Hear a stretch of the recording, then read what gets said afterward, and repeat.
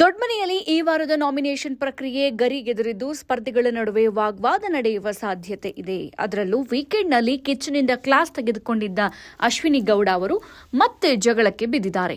ಈ ಬಾರಿ ಅಶ್ವಿನಿ ಅವರು ವೈಲೆಂಟ್ ಆಗಿದ್ದು ಧ್ರುವಂತ್ ಅವರ ವಿರುದ್ಧ ಎಂಬುದೇ ಅಚ್ಚರಿಯ ಸಂಗತಿ.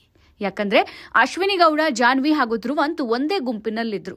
ಆದ್ರೀಗ ಧ್ರುವಂತ್ ಅವರು ಅಶ್ವಿನಿ ಅವರನ್ನು ನಾಮಿನೇಟ್ ಮಾಡಿದ್ದು, ಅದರಲ್ಲೂ ಅದಕ್ಕೆ ಕೊಟ್ಟಂತಹ ಕಾರಣ ಕೇಳಿ ಅಶ್ವಿನಿ ಅವರು ರೊಚ್ಚಿಗೆದ್ದಿದ್ದಾರೆ.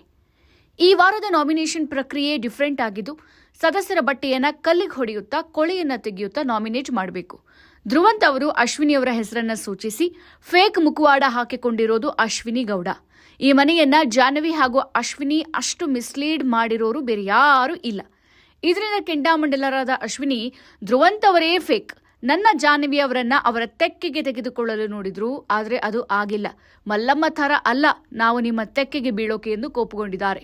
ಫೇಕ್ ಮಾತಾಡೋ ನಿಮಗೆ ಇಷ್ಟು ಇರಬೇಕಾದ್ರೆ ತಾಕತ್ ತೋರಿಸು, ನನಗೆ ಎಷ್ಟು ಇರಬೇಡ ಎಂದು ಕೂಗಾಡಿದ್ದಾರೆ ಅಶ್ವಿನಿ.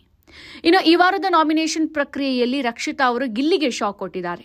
ಗಿಲ್ಲಿನ ನಾಮಿನೇಟ್ ಮಾಡಿರುವ ರಕ್ಷಿತಾ ಈ ಮೂಲಕ ಮನೆಯಲ್ಲಿ ನಮ್ಮಿಬ್ಬರ ನಡುವೆ ಯಾವುದೇ ಗುಂಪುಗಾರಿಕೆ ಇಲ್ಲ ಎನ್ನುವ ಸಂದೇಹ ಸಹ ಸ್ಪರ್ಧಿಗಳಿಗೆ ಕೊಟ್ಟಂತಾಗಿದೆ. ಅಷ್ಟಕ್ಕೂ ಅಶ್ವಿನಿಯವರ ವಿರುದ್ಧ ಧ್ರುವಂತ್ ರೊಚ್ಚಿಗೇಳೋಕೆ ಕಾರಣ ಕಳೆದ ವಾರದ ಟಾಸ್ಕ್. ಕಳೆದ ವಾರ ದೊಡ್ಡಮನೆಯಲ್ಲಿ 2 ತಂಡಗಳಾಗಿ ಮಾಡಲಾಗಿತ್ತು.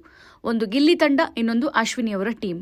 ಆದರೆ ಧ್ರುವಂತ್ ಅವರಿಗೆ ಆಟ ಆಡಲು ಅವಕಾಶ ನೀಡಲು ಅಶ್ವಿನಿಯವರು ಹಿಂದೇಟು ಹಾಕಿದ್ರು. ಬಳಿಕ ಹೇಗೋ ವಾದ ಮಾಡಿ ಆಟವನ್ನ ಆಡಿ ಗೆದ್ದು ತೋರಿಸಿದ್ರು. ನನಗೆ ಅವಕಾಶ ಕೊಡ್ತಿರ್ಲಿಲ್ಲ ಅಶ್ವಿನಿ ಮೇಡಮ್, ತಾನು ಹೇಳಿದ್ದೇ ಆಗಬೇಕು ಅಂತಾರೆ ಅಂತ ರಘು ಅವರ ಬಳಿಯೂ ಧ್ರುವಂತ್ ಅಸಮಾಧಾನ ಹೊರಹಾಕಿದ್ರು.